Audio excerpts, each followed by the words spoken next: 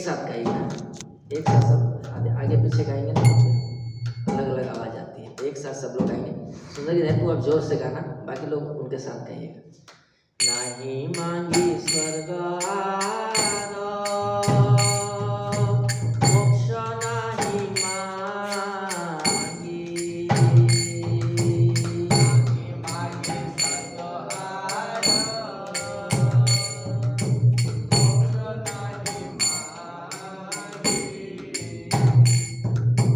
ना करी प्रार्थना कोनो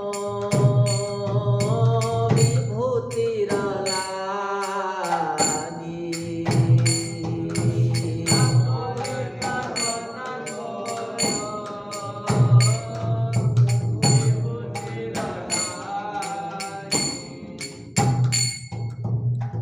निज कर्म गुण दोषे जे जे जन्म पाई, निज कर्म गुण दोषे जे जे जन्म पाई,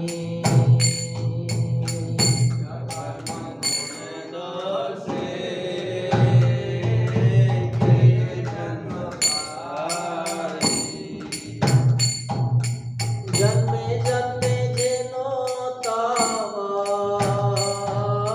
नाम गुण गाई,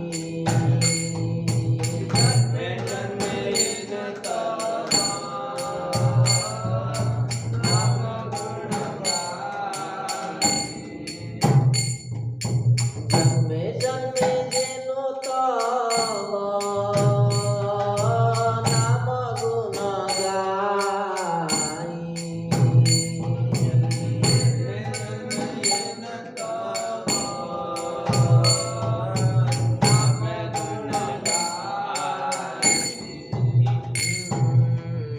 এই মাত্র আশা মম তোমার চরণে,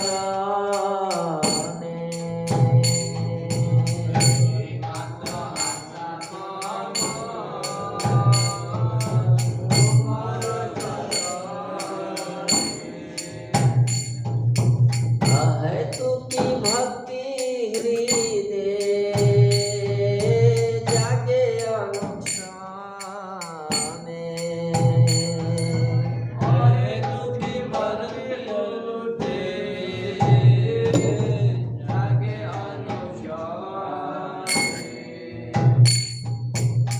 विषये जे प्रीति एबे आछाए आमारा,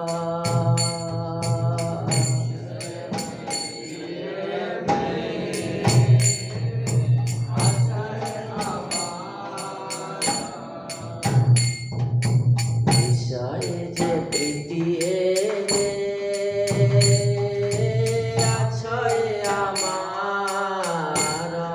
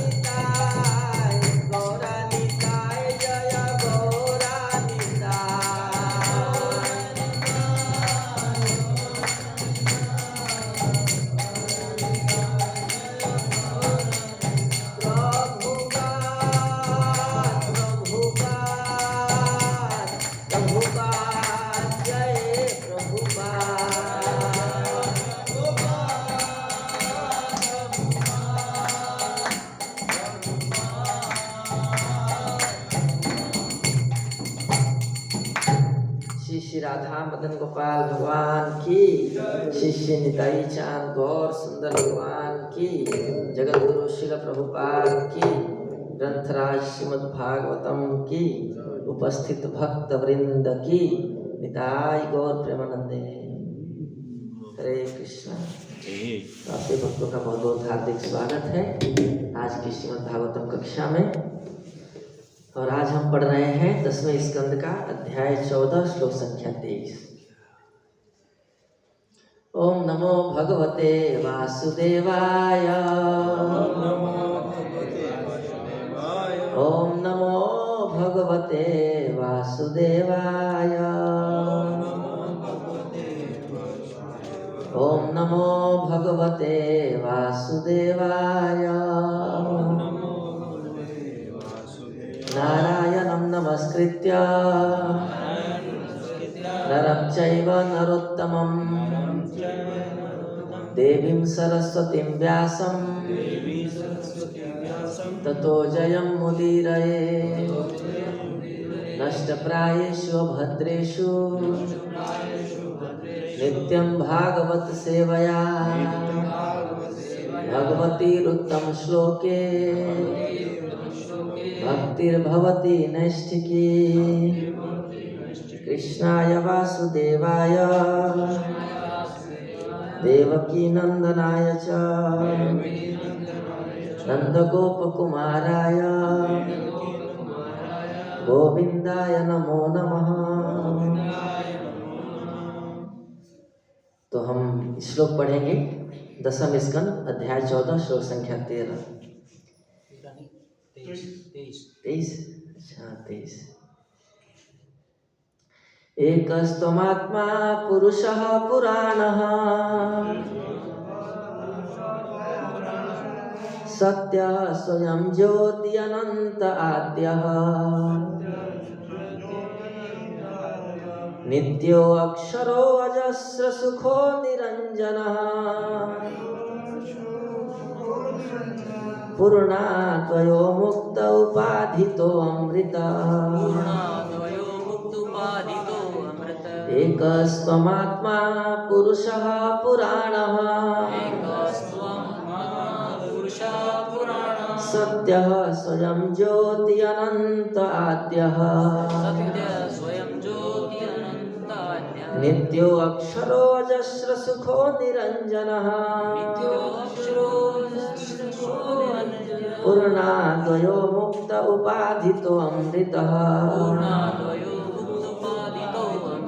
एकस्त्वमात्मा पुरुषः पुराणः सत्यः स्वयं ज्योति अनंत आद्यः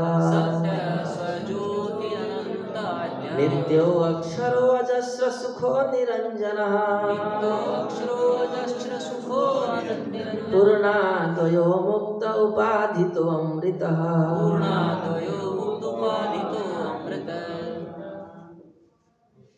एकस्त्वमात्मा पुरुषः पुराणः एकस्त्वमात्मा पुरुषः पुराणः सत्यः स्वयं ज्योतिरनंत आद्यः सत्यः स्वयं ज्योतिरनंत आद्यः नित्योऽक्षरोऽजस्र सुखो निरंजनः नित्योऽक्षरोऽजस्र सुखो निरंजनः पूर्णाद्वयो मुक्त उपाधितो अमृतः पूर्णाद्वयो मुक्त उपाधितो अमृतः।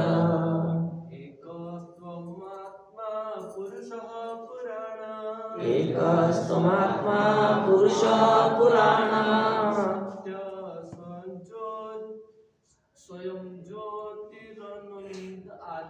सत्यः स्वयं ज्योति अनंत आद्यः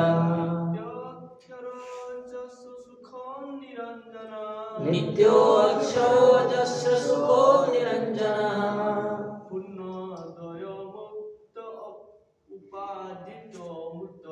पूर्णाद्वयो मुक्त उपाधितो अमृतः।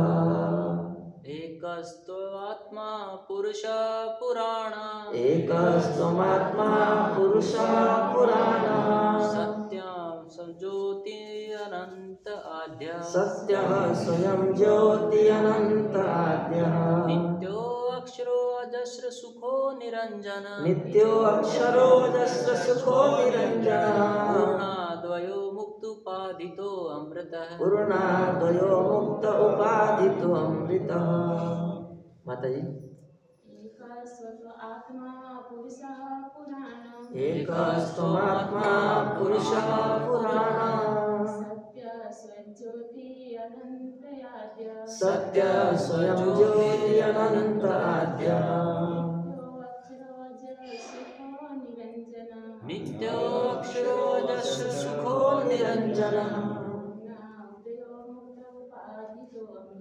पूर्णाद्वयो मुक्त उपाधितो अमृतः। धन्यवाद। इसका शब्दार्थ अनुवाद एवं तात्पर्य श्रील प्रभुपाद जी के द्वारा। श्रील प्रभुपाद की जय।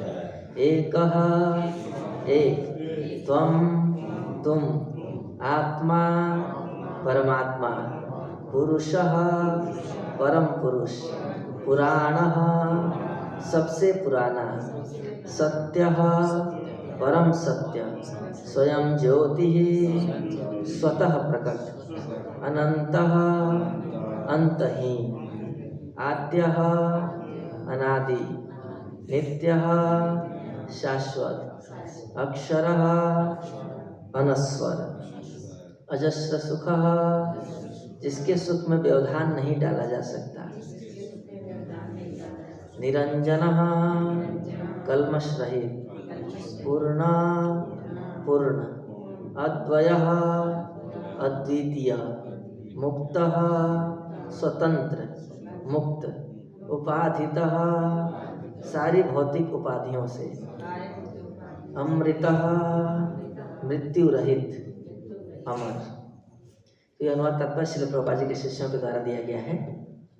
तो ये बड़ा टेक्निकल श्लोक है। भगवान के दिव्य शरीर के अलग अलग विशेषताएं बताई जा रही हैं। तो पहले मंगलाचरण प्रार्थना कर लेते हैं, फिर तात्पर्य को थोड़ा थोड़ा पढ़ेंगे। ओम अज्ञानतिमिरान्धस्य ज्ञानाञ्जनशलाकया चक्षुरुन्मिलितं येन तस्मै श्रीगुरवे नमः।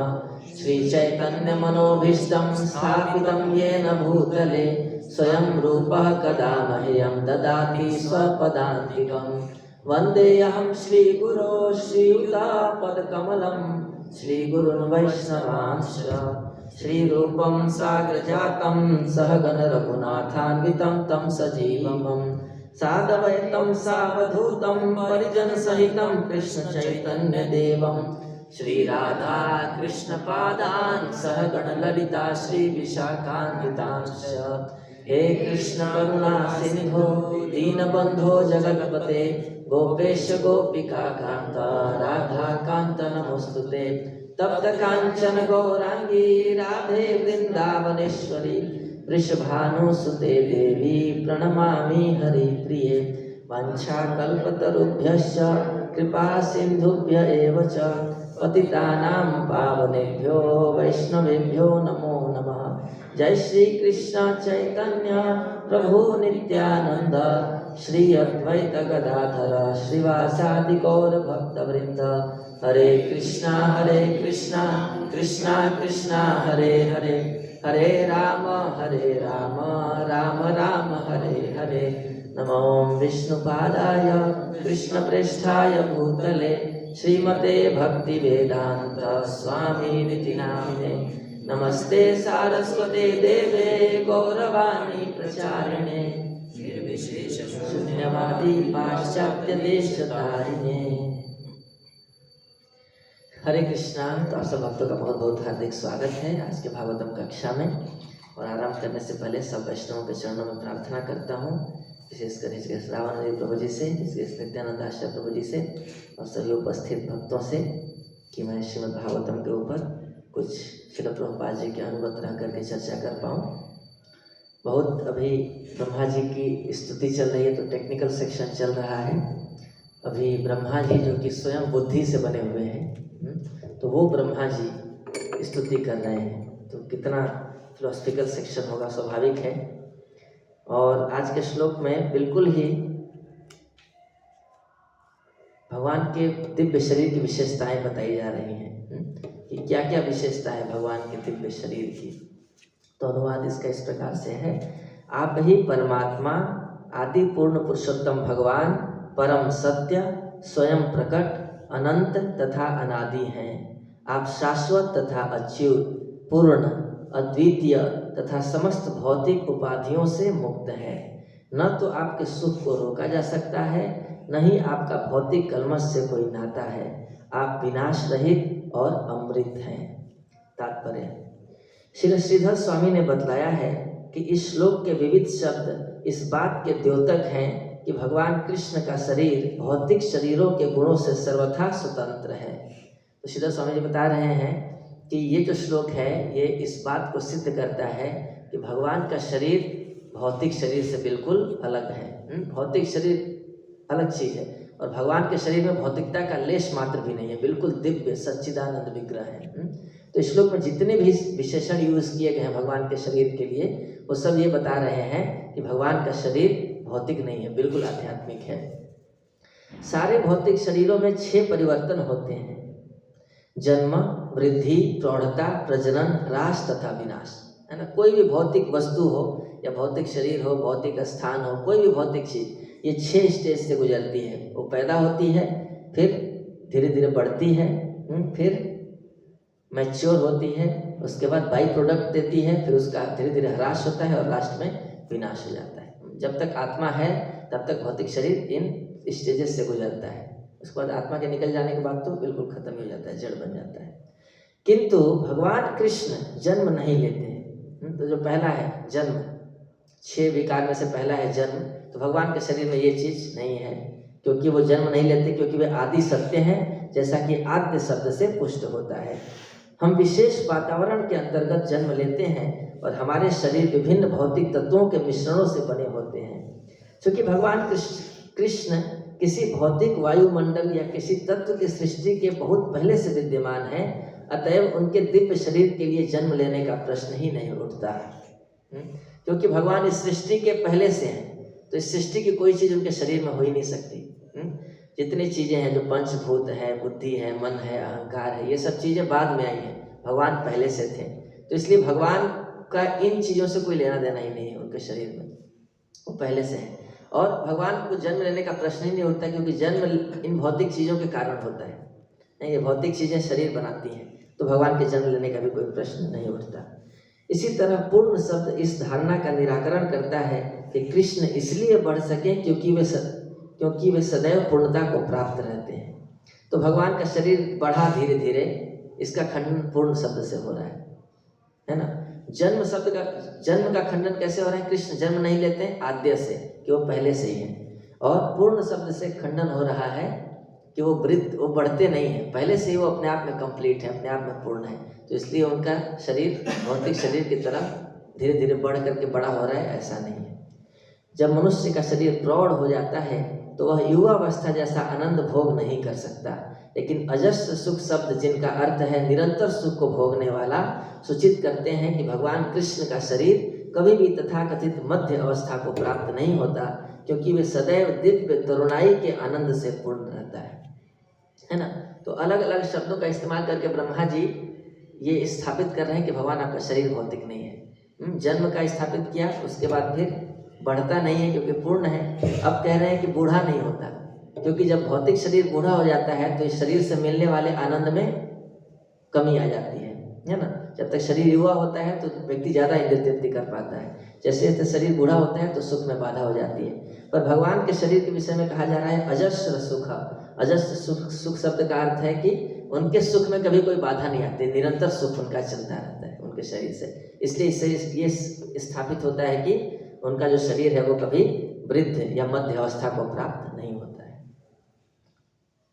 अक्षर शब्द कृष्ण के शरीर के वृद्ध होने या उसके ह्रास की संभावना का निराकरण करने वाला है ना। अक्षर शब्द का मतलब जिसका कभी क्षर न हो, कभी विनाश न हो, तो इससे भी स्थापित होता है कि भगवान का शरीर जो है न वृद्ध होगा न ह्रास होगा, तो वो दिव्य शरीर है। इसी तरह अमृत शब्द मृत्यु की संभावना का निषेध करता है। और लास्ट में जब मृत्यु हो जाता है भौतिक शरीर का, तो भगवान का शरीर अमृत शब्द से ही ब्रह्मा जी स्थापित करें कि भगवान के शरीर की कभी मृत्यु नहीं होती है। तो जो एक भौतिक शरीर की जो 6 स्टेजेस हैं, जन्म लेना, बढ़ना, मैच्योर होना, बाई प्रोडक्ट पैदा करना, ह्रास होना और विनाश हो जाना।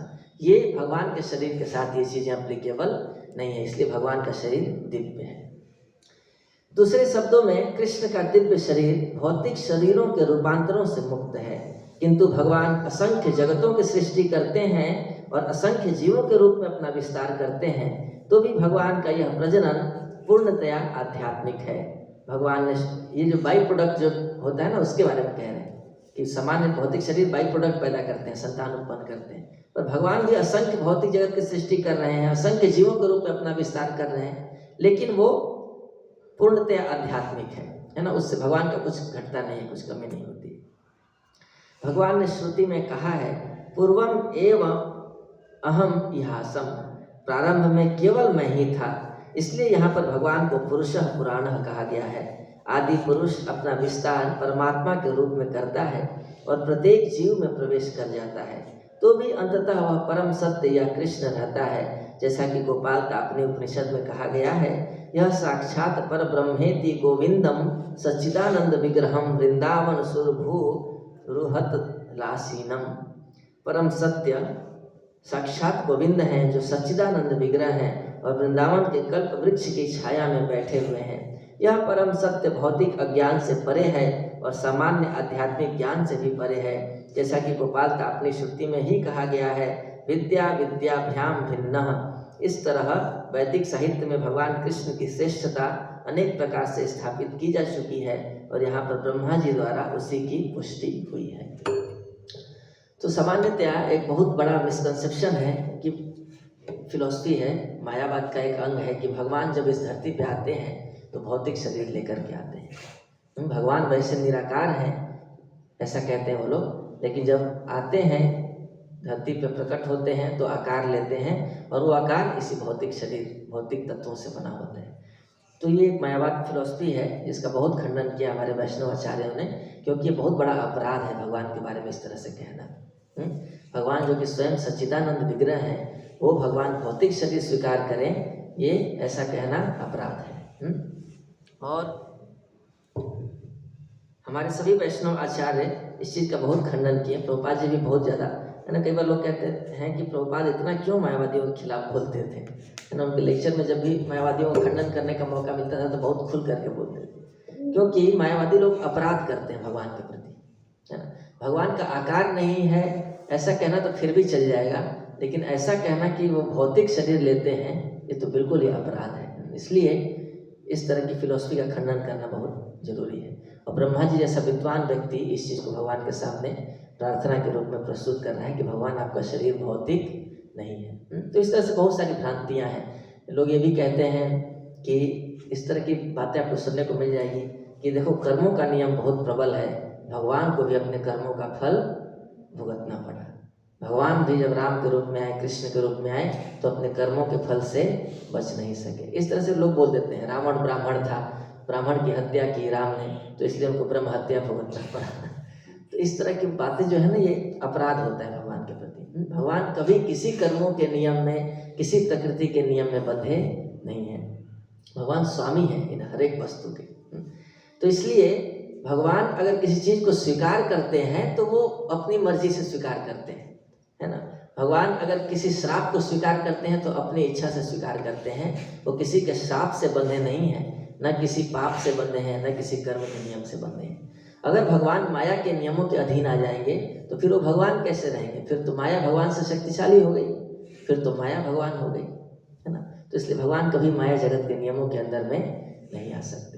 ऐसे ही एक मिथ्या धारणा है कि भगवान जब अपना देह त्यागे तो यहाँ पर भौतिक शरीर छोड़ के चले गए और अपने धाम में चले गए। या लोग कहते हैं अपना शरीर छोड़ करके और भगवान चले गए। जब शिकारी ने बाण मारा था प्रभास क्षेत्र में तो वहाँ पर फिर भगवान चले गए। ये भी मिथ्या धारणा है। भागवतम के अनुसार भगवान अपने विमान में बैठ करके स्वयं सशरीर अपने धाम में गए, कुछ भी नहीं छोड़ा था, है ना।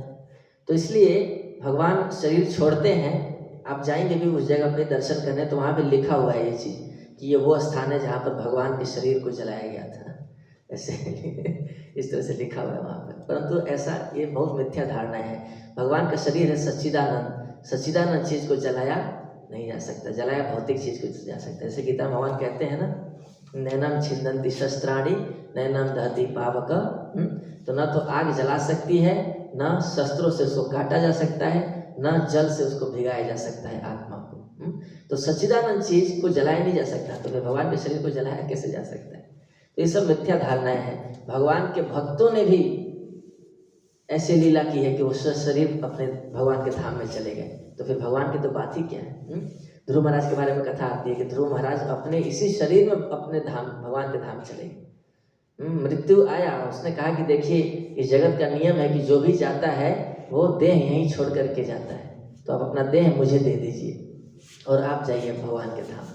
मृत्यु आकर के बोला तो ध्रुव महाराज उस मृत्यु के सिर पर पैर रख करके और भगवान के विमान में चढ़ करके और अपने शरीर में ही धाम में चले गए, ये दिखाते हुए कि जो भगवान का भक्त होता है वो मृत्यु पर भी विजय प्राप्त कर लेता है। ऐसे ही तुकाराम जी की भी कथा आती है। तुकाराम जी भी भगवान का नाम कीर्तन करते करते करते करते 350 साल पहले की घटना है, जो बहुत लोगों ने देखा था इसको, कि भगवान के धाम से विमान आया था और कीर्तन करते करते तुकाराम जी उस विमान पर बैठे और सबके सामने उसी देह में भगवान के धाम में चले गए। जाते जाते अपनी पत्नी को बोला कि तुम भी चलो, है ना। पत्नी आई, बोली कहाँ जा रहे हो, अभी घर का इतना काम धंधा पड़ा है। वो बोले तुम भी चलो, मैं जा रहा हूँ भगवान के धाम। मराठी में कहते हैं हमें भगवत धाम जावा तुमचा राम राम गावा, ऐसे करके कुछ एक लाइन आता है कि मैं जा रहा हूँ भगवान के धाम और तुम लोग राम राम गाते रहना है, राम राम गाओगे तो तुम लोग भी चले जाओगे। तो पत्नी को बोले तुम भी चलो, तो बोली मैं कहाँ जाऊँगी, अभी तो मेरी गैया ने बछड़ा दिया है अभी बछड़ा दिया है, अभी इसको देखना है, अभी तो अच्छा दूध आएगा, दूध पिएंगे, बहुत सारे काम धंधे हैं, अभी मैं थोड़ी जाऊँगी। तो तुकाराम जी बोले ठीक है तुम यहीं रहो, मैं तो जा रहा हूँ। तो अपने शरीर में ही भगवान के धाम चले गए। जब भगवान के भक्त ऐसा कर सकते हैं तो फिर भगवान शरीर छोड़ेंगे? तो ये सब अज्ञानता है वास्तव में, भगवान के शरीर को भौतिक मानना। तो यहाँ पर ब्रह्मा जी इस बात को बार बार स्थापित कर रहे हैं कि भगवान का शरीर भौतिक नहीं है। तो पहले कहते हैं एकस्त्वम आत्मा, भगवान आप ही परमात्मा है, एकमात्र परमात्मा है, यानी इस पूरे जगत के आप आत्मा है। जैसे शरीर तब तक चल रहा है जब तक आत्मा है, वैसे ही पूरा जगत तभी तक एक्टिव है जब तक इस जगत के आत्मा परमात्मा भगवान है।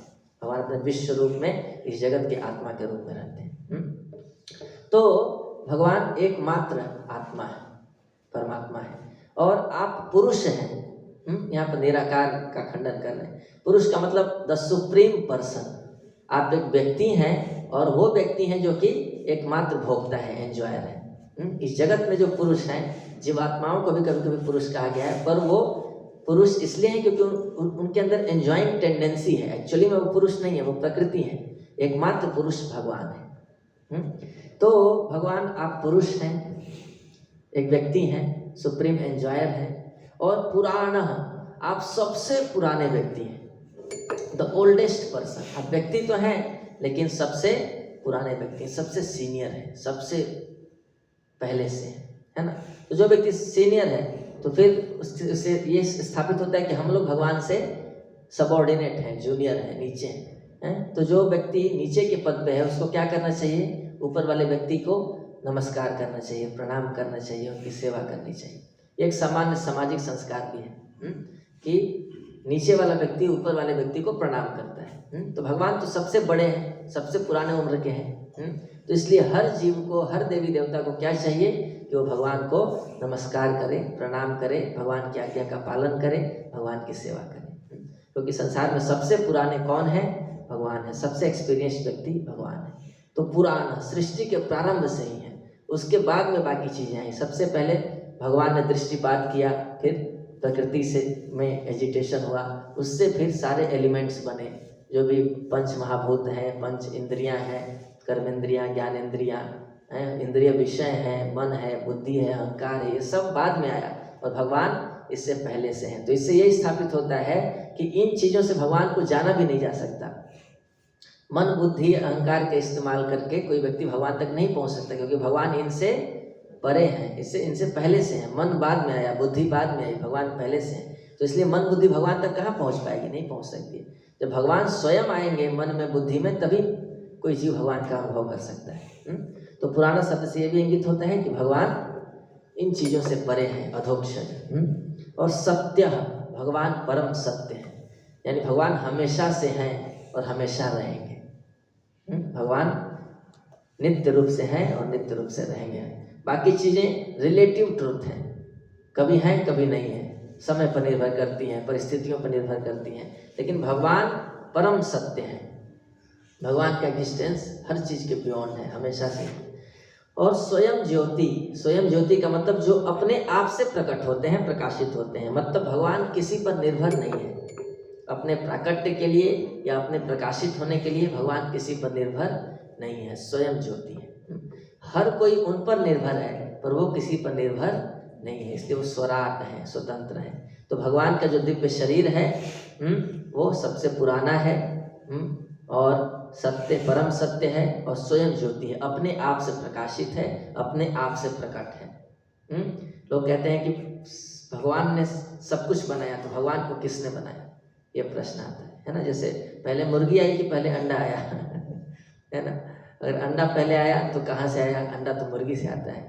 और मुर्गी पहले आई तो मुर्गी कहाँ से आई, मुर्गी तो अंडा से आती है। तो इस तरह से प्रश्न लोग पूछते हैं, पहले अंडा आया पहले मुर्गी आई। तो यही सिद्धांत लगा के पूछते हैं कि पहले भगवान है पहले ये सब चीज़ें आई। अगर इस चीज़ का कोई क्रिएटर है, इसका कोई क्रिएटर है, इसको बनाने वाला कोई है, उसको बनाने वाला कोई है, तो पीछे चलते जाएंगे तो सबको बनाने वाला कौन है, भगवान है। तो भगवान कहाँ से है, भगवान को भी तो किसी ने बनाया होगा। तो भगवान स्वयं ज्योति हैं, अपने आप से प्रकट होते हैं। भगवान हमेशा से हैं और अपने आप से हैं, भगवान किसी पर निर्भर नहीं है, बाकी चीज़ें उनसे आई हैं। तो इसलिए अगर कोई पूछे पहले बीज आया कि पहले पेड़ आया, क्योंकि पेड़ से फल आता है, फल से बीज आता है और बीज से फिर पेड़ आता है। तो बिना बीज के पेड़ नहीं हो सकता और बिना पेड़ के बीज नहीं हो सकता। लेकिन जो पहला बीज था वो भगवान ने दिया था, इसलिए पहले बीज आया, है ना। क्योंकि भगवान अहम बीज प्रदा पिता कहते हैं, मैंने बीज दिया। तो पहले भगवान थे, भगवान से बीज आया और बीज से फिर पेड़ या अन्य वस्तुएं आई। तो उस हिसाब से अगर आप देखेंगे तो पहले बीज आया था, है ना। और उसके बाद कहते हैं आद्य, मतलब मैं आदि हूँ, सबसे पहले से मैं हूँ, मैं ही स्रोत हूँ हर चीज़ का। तो जितने भी देवी देवता हैं, जितने भी भगवान के अन्य अवतार हैं, स्वांश विभिन्नांश, हर तरह के एक्सपेंशन के आदि स्रोत कौन है, भगवान है। और नित्य, भगवान हमेशा रहने वाले हैं। इस संसार में सबका अस्तित्व समय के साथ बदलता रहता है, काल के प्रभाव में हर चीज, है ना, नष्ट होती रहती है। आज कोई है कल कोई नहीं रहेगा। आप किसी भी स्थान पर 10 साल के बाद जाएंगे तो देखेंगे उस स्थान का पूरा परिवर्तन हो जाता है। आप किसी परिवार में 10 साल 20 साल बाद जाएंगे तो देखेंगे परिवार का भी नक्शा पूरा बदल चुका है। कुछ लोग थे वो चले गए हैं, कुछ नए लोग आ गए हैं। तो समय के साथ हर चीज़ परिवर्तित होती रहती है। लेकिन भगवान नित्य, भगवान का एग्जिस्टेंस हमेशा से रहते हैं, उन पर समय का प्रभाव नहीं होता।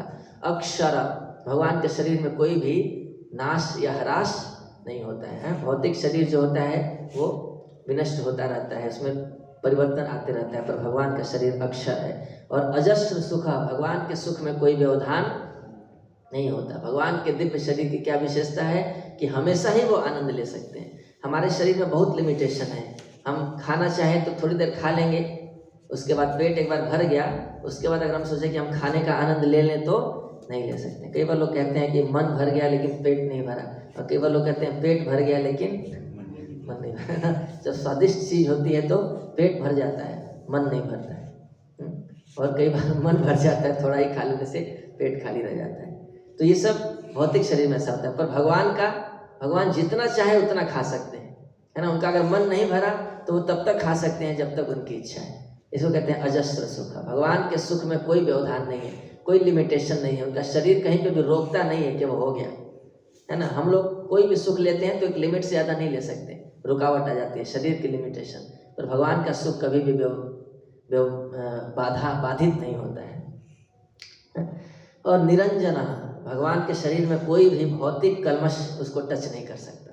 भौतिक गुणों का प्रभाव या भौतिक कल्मशों का प्रभाव, ये सब भगवान के शरीर को स्पर्श नहीं कर सकता। और पूर्ण, भगवान का शरीर कंप्लीट है। कंप्लीट का मतलब क्या है कि उनके शरीर से कितनी भी चीज़ें निकल जाती हैं फिर भी वो वैसे के वैसे ही बने रहते हैं, है ना। संसार में कोई भी चीज़ अगर है, अगर वो बंट जाएगी हर जगह तो ख़त्म हो जाएगी। जैसे कागज़ है, कागज़ को अगर फाड़ करके कई टुकड़े करके अगर छितरा दिए तो कागज़ खत्म हो जाएगा। पर भगवान के शरीर के साथ ऐसा नहीं है। भगवान कई विस्तार करके भी वैसे के वैसे ही बने रहते हैं। उनसे इतनी सृष्टि आई, इतने ब्रह्मांड आए, इतने जीव आए, इतने देवी देवता आए, इतने विस्तार आए, इतने अवतार आए, लेकिन फिर भी भगवान वैसे के वैसे ही हैं। तो कंप्लीट, पूर्ण और अद्वय, भगवान के जैसा कोई दूसरा नहीं है। असम ऊर्ध्व, ना तो उनके कोई बराबर है ना कोई उनके समान है। तो भगवान एक ही हैं, उनके जैसा और कोई नहीं हो सकता है ना। भागवतम में कथाएं आती हैं कि माता ने प्रार्थना किया कि आप जैसा मुझे संतान चाहिए। देवकी माता के लिए भी आता है, और दत्तात्रेय जी की पत्नी नहीं, दत्तात्रेय जी की माँ थी अनुसुईया जी, तो अनुसुईया जी भी प्रार्थना, अनुसुईया जी उनके पिता अत्रि मुनि प्रार्थना करते हैं कि आप जैसे संतान चाहिए। तो आप जैसा कोई है ही नहीं है ना, तो भगवान स्वयं आते हैं, फिर मेरे जैसा कोई है ही नहीं। तो भगवान जैसा कोई दूसरा व्यक्ति नहीं हो सकता है। और मुक्त, भगवान का दिव्य शरीर मुक्त है। इस भौतिक जगत से उसका कोई सरोकार नहीं है, नहीं वो माया के अंदर में आता है। और उपाधि तो अमृत, सारे उपाधियों से मुक्त है और अमृत है, मृत्यु रहित है और अमर है। तो इससे स्थापित होता है कि भगवान का जो शरीर है वो भौतिक नहीं है, पूर्णतया आध्यात्मिक है। अब विश्वनाथ चक्रवर्ती ठाकुर जी इन शब्दों का लिंक बताते हैं कि कैसे ये ब्रह्मा जी और भगवान के बीच में कन्वर्सेशन चल रहा है, बातचीत चल रही है, तो कैसे एक के बाद एक जो शब्द भगवान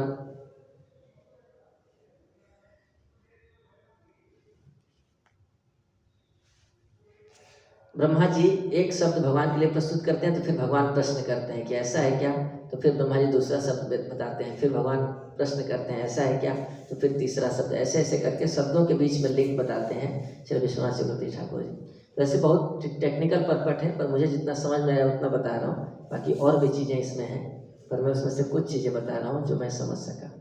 तो सबसे पहले ब्रह्मा जी कहते हैं कि भगवान आपके अनंत रूप हैं, लेकिन अनंत रूप होते हुए भी आप एक व्यक्ति के रूप में अपने अचिंत्य शक्ति के द्वारा एक व्यक्ति के रूप में प्रकट होते हैं, इसलिए आप एक आत्मा हैं, यानी परमात्मा। तो आप परमात्मा हैं, आप अनंत रूपों में बटे हुए भी हैं और एक व्यक्ति के रूप में भी हैं, है ना। तो इसलिए परमात्मा एकस्तु त्वम आत्मा शब्द उपयोग हुआ है। उसके बाद कहते हैं, भगवान कहते हैं कि अगर मैं परमात्मा हूँ तो मैं तो हर किसी के हृदय में बट गया हूँ, तो इतने अगर जगहों पे बट गया तब तो मेरा रूप ही समाप्त हो गया, तो क्या मैं बिना रूप का हूँ, क्या मैं फॉर्मलेस हूँ अगर मैं इतना बट गया तो। ब्रह्मा जी कहते हैं नहीं, आप पुरुष हैं। उसके बाद पुरुषा शब्द उपयोग करते हैं कि आप पुरुष हैं, आप एक व्यक्ति हैं, सुप्रीम पर्सन है, मतलब एक व्यक्ति हैं, आपका एक रूप है, लेकिन वो परम पुरुष है, दिव्य रूप है। फिर भगवान कहते हैं कि मैं एक व्यक्ति हूँ, तो आप तुम मुझे देख ही रहे हो, मैं तुम्हारे सामने ही हूँ, तुम ये तो एक बाल के रूप में मैं एक बड़ा छोटा सा बच्चा हूँ, है ना, तो क्या मैं एक सामान्य बालक हूँ।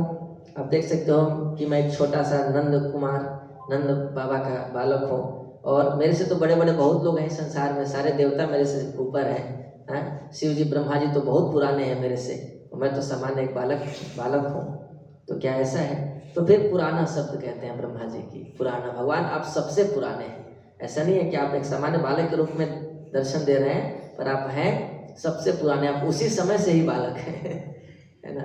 तो इसलिए ब्रह्मा जी, शिव जी या सारे देवी देवता आपके बाद आए हैं, ये लोग आपसे जूनियर हैं, तो आप पुराने हैं, सबसे पुराने हैं।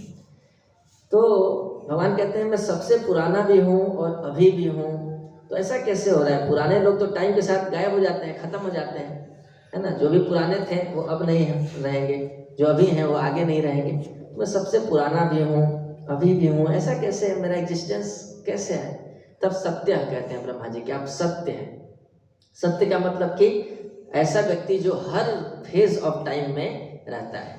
तो आप पहले भी थे, अभी भी हैं, आगे भी रहेंगे, आप हमेशा ऐसे ही रहेंगे, काउहर्ड बॉय के रूप में, बालक के रूप में, है ना।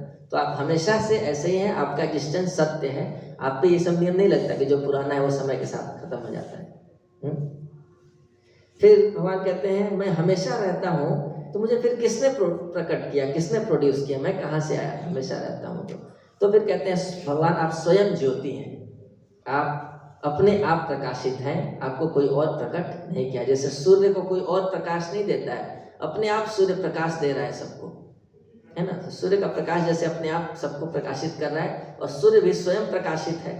तो वैसे ही आप स्वयं प्रकट हैं, आपको किसी और की मदद की आवश्यकता नहीं है और आप सबको प्रकट कर रहे हैं। तो भगवान कहते हैं अच्छा मेरी तुलना सूर्य से कर रहे हो आप, तो सूर्य तो लिमिटेड है, तो क्या मैं भी लिमिटेड हूँ? क्योंकि सूर्य का तो आदि है, अंत है ना, एक लिमिटेड बाउंड्री है। तो सूर्य तो एक लिमिटेड वस्तु है, तो क्या मैं भी लिमिटेड हूँ? तब कहते हैं ब्रह्मा जी अनंता, नहीं प्रभु आप अनंत हैं, आपका कोई अंत नहीं है, आप लिमिटेड नहीं है ना, आप समय और काल से अनलिमिटेड हैं और आपके सभी अवतार भी अनंत हैं। आपके जितने अवतार हैं वो भी अनलिमिटेड है, अनंत है, किसी भी बाउंड्री से बंधे नहीं है। तो भगवान कहते हैं कि मेरे सारे अवतार भी अनंत हैं और मैं भी अनंत हूँ, तो क्या मैं भी फिर इन्हीं अवतारों में से एक हूँ? जितने अवतार हो रहे हैं क्या मैं भी उन्हीं में से एक हूँ? तब कहते हैं आद्य, ब्रह्मा जी कहते हैं आद्य, नहीं प्रभु आप सारे अवतारों के आदि स्रोत हैं, आप अवतारों में से एक नहीं हैं, आप अवतारों के आदि स्रोत हैं, आद्य। फिर भगवान कहते हैं कि क्या जब ये ब्रह्मांड समाप्त होगा तो क्या मैं भी नहीं समाप्त हो जाऊंगा? तब ब्रह्मा जी कहते हैं नहीं आप नित्य हैं। नित्य का मतलब कि हालांकि ये ब्रह्मांड बहुत पुराना है पर एक समय में ये भी समाप्त हो जाता है, परंतु आप हमेशा रहेंगे, आप इसी रूप में हमेशा एग्जिस्ट करते हैं। फिर भगवान पूछते हैं कि जितने लोगों के शरीर होते हैं इस संसार में वो सब ये 6 विकारों में जाते हैं, जो मैंने बताया, जन्म लेते हैं, बढ़ते हैं, बाई प्रोडक्ट देते हैं, फिर विनाश हो जाता है, मर जाता है। तो क्या मेरा भी शरीर इस तरह से डिस्ट्रक्टिबल है क्योंकि मैं भी एक व्यक्ति हूँ? तो ब्रह्मा जी कहते हैं नहीं, आप अक्षर हैं, आपका शरीर इंडेस्ट्रक्टिबल है, आपका शरीर कभी नष्ट नहीं होता है। फिर भगवान कहते हैं कि जिनके पास शरीर है उनको तो सुख दुख भुगतना पड़ता है, और मैं भी एक बच्चे के रूप में मैं भी देखता हूँ कि गोपियाँ जब मुझे खिलाती पिलाती हैं, दही दूध देती हैं, तो मैं खुश हो जाता हूँ और मुझे लोभ होता है कि और मिले, और कालिया के ऊपर मैं क्रोध दिखाता हूँ। और जब मैं युवा होता हूँ तो मेरे अंदर काम आता है गोपियों के प्रति, तो मेरे अंदर भी तो ये सब फॉल्ट हैं, भौतिक जगत के अवगुण तो मेरे अंदर में भी हैं। तो ब्रह्मा जी कहते हैं नहीं प्रभु आप निरंजन हैं। निरंजन का मतलब कि आपके अंदर कोई भी कल्मश नहीं आ सकता, भौतिक जगत का कोई भी अवगुण आप में नहीं आ सकता है। तो फिर कहते हैं भगवान कि इसका मतलब फिर तो क्या है कि मैं इम्परफेक्ट हो गया, क्योंकि अगर गोपियाँ मुझे खाने को नहीं देंगी तो मुझे तकलीफ होती है, तो मैं तो गोपियों के ऊपर निर्भर हो गया, तो फिर तो मैं I am dependent on someone. Brahma ji कहते हैं नहीं आप पूर्ण हैं।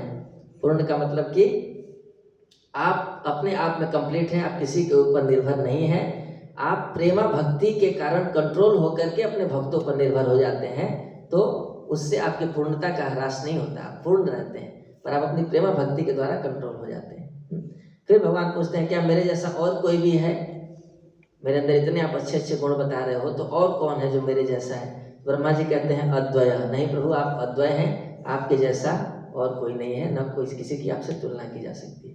तो इस प्रकार से अलग अलग तरह से ब्रह्मा जी भगवान के शरीर को हम सबके लिए स्थापित किए कि भगवान का शरीर किसी भी तरह से कोई भी मटेरियल फॉल्ट से टच नहीं हो सकता है, तो इसलिए ये पूर्णतया आध्यात्मिक है। तो अगर भगवान के आध्यात्मिक स्वरूप का हम संग करते हैं तो हमारे अंदर में भी ये आध्यात्मिक हमारा शरीर भी स्पिरिचुअलाइज होता है। जैसे प्रभुपाद जी उदाहरण देते थे, अगर लोहे के छड़ को आग में रखेंगे तो वो लोहा गर्म होते होते होते होते धीरे धीरे आग की तरह कार्य करने लगता है। वो है लोहा लेकिन बिल्कुल लाल हो गया जब, तो उसके बाद वो आग का काम करेगा, किसी को भी जला सकता है ना। तो वो लोहा है लेकिन आग बन चुका है। तो वैसे ही ये भौतिक शरीर है और भगवान का आध्यात्मिक शरीर है। तो जब भौतिक शरीर निरंतर आध्यात्मिक शरीर का संग करेगा तो धीरे धीरे इसके अंदर में भी आध्यात्मिक क्वालिटीज आ जाती है। तो हमारा शरीर भी आध्यात्मिक हो सकता है अगर हम भगवान के आध्यात्मिक शरीर का संग करते हैं। संग करने का मतलब उनके नाम रूप गुण लीला में लगना, उनकी सेवा में लगना, है ना। तो भगवान का नाम पूर्णतः आध्यात्मिक है, भगवान के गुण आध्यात्मिक है, भगवान का रूप आध्यात्मिक है, भगवान की लीलाएं आध्यात्मिक है, भगवान के धाम आध्यात्मिक है, भगवान की सेवा आध्यात्मिक है। तो जितना हम कृष्णा कॉन्शियसनेस में रहते हैं तो इससे क्या होगा, हमारा शरीर स्पिरिचुअलाइज हो जाएगा। तो फिर जो भौतिक जगत की कमियां हैं वो हमारे शरीर को ज़्यादा टच नहीं कर पाएंगे। हमारे शरीर में जो मटेरियल टेंडेंसीज हैं वो धीरे धीरे समाप्त हो जाती हैं। तो इसलिए हम देखते हैं वैष्णव आचार्यों को समाधि दी जाती है। क्यों? क्योंकि उनका शरीर भगवान की सेवा में लगे लगे इतना आध्यात्मिक बन चुका है कि देह त्यागने के बाद भी वो शरीर आध्यात्मिक बना रहता है, उसको फिर समाधि दी जाती है, वो इतना पवित्र है। और आने वाले सालों सालों तक भक्त लोग जाकर के उस स्थान का दर्शन करते हैं, उस वहाँ पर प्रणाम करते हैं, वहाँ जाकर के वो पवित्र हो जाते हैं, शुद्ध हो जाते हैं, है ना। हालांकि सामान्यतया जो भौतिक शरीर है उसको नष्ट कर दिया जाता है क्योंकि वो अपवित्र हो जाता है आत्मा को छोड़ने के बाद, लेकिन भगवान के जो भक्त होते हैं उनका शरीर दिव्य हो जाता है भगवान का भजन करते करते। तो इसलिए इतना वो आध्यात्मिकृत हो चुका है कि उस शरीर में इतनी शक्ति है कि वो सालों सालों तक लोगों को भक्ति प्रदान करते हैं। तो इसलिए जितना हम भगवान के संग में रहेंगे, भगवान के दिव्य शरीर का संग करेंगे, भगवान के दिव्य नाम रूप गुण लीला का संग करेंगे, तो हमारे अंदर में भी मटेरियल टेंडेंसीज गायब होगी और स्पिरिचुअल टेंडेंसीज बढ़ेंगी। ठीक है, तो ये बहुत टेक्निकल श्लोक था, तो इतना ही मुझे समझ में आया। बाकी आप लोग का कुछ अगर कमेंट हो, टीका हो, टिप्पणी हो, तो आप लोग का हार्दिक स्वागत है।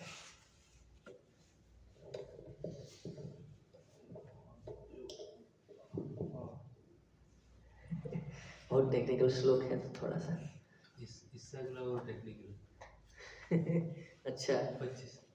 हाँ, अभी आगे जितने श्लोक आते जाएंगे ना थोड़े थोड़े ऐसे ही होंगे, तो इसलिए भी ज़्यादा नींद आएगी आप लोगों को। इसमें कथा कहानी कुछ नहीं है, भगवान के शरीर की विशेषता है। पर अगर आप भौतिक शरीर आध्यात्मिक शरीर की तुलना करेंगे तो आपको लगेगा कि सच में कितनी अद्भुत बात है, भगवान का शरीर इन सारी चीज़ों से परे है, तो भगवान कैसे होंगे, ऐसा आपके अंदर में उत्सुकता प्रकट होगी। ठीक है, माता जी कुछ पूछ रहे हैं? प्रभु जी, जैसे आपने बताया कि भगवान अपने आप में पूर्ण है, तो भाई जो गोपियाँ उनको देती हैं तो उनसे तुष्ट हुए या ना हुए, मतलब जैसे मैं अपने बारे में पूछ रही हूँ प्रभु जी, जैसे हम भगवान को भोग लगाते हैं तो कई बार ऐसा होता है कि लेट हो गए तो हमारे अंदर दुख प्रकट होने लगता है कि हमने भगवान को भोग नहीं लगाया अभी तक। ऐसा क्यों? ये अच्छा है, ये अच्छा है, ये आध्यात्मिक फीलिंग है ये, क्योंकि भगवान के प्रति कुछ ना कुछ हमारा आकर्षण है, स्नेह का भाव है, तो इसलिए जब हम भोग नहीं लगाते हैं तो हमें लगता है कि हमारे अपने व्यक्ति हैं भगवान और इनको हम दे नहीं पाए समय से, तो भगवान की सेवा अच्छे से नहीं हो पाई, तो ये ग्लानि का भाव हमारे अंदर आता है। तो ये अच्छा है, ये आध्यात्मिक फीलिंग्स है, भगवान के लिए ऐसी फीलिंग्स रखना ये आध्यात्मिक है ना। इससे ये पता चलता है कि भगवान के प्रति हमारा कुछ ना कुछ स्नेह विकसित हो रहा है, कुछ ना कुछ अपनापन है, तो ये अच्छी फीलिंग है, ये विकसित होनी चाहिए। ठीक है, श्रील प्रभुपाद की जय, कत्रा श्रीमद् भागवतम की जय, उपस्थित भक्त वृंद की जय, राय गौर प्रेमानंद।